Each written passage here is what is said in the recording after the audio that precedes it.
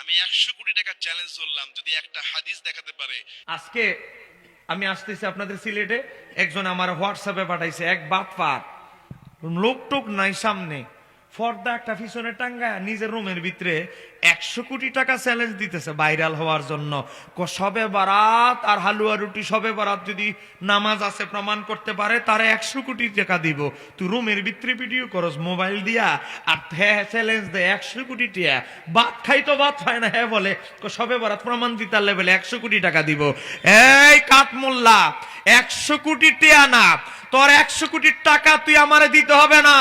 আমি তোমার সাথে নয়, তোমার যে বড় হুজুর তাদের সাথে বাস করব, তোমার সাথে করতে পারি একটা শর্তে।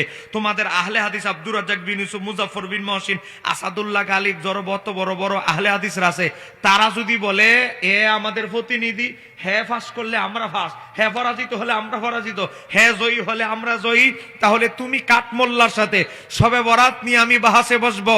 তোমার শায়েখদের বিবৃতি শুধু দিতে হবে, চিৎকার দিয়ে বলতে হবে ঠিক কিনা।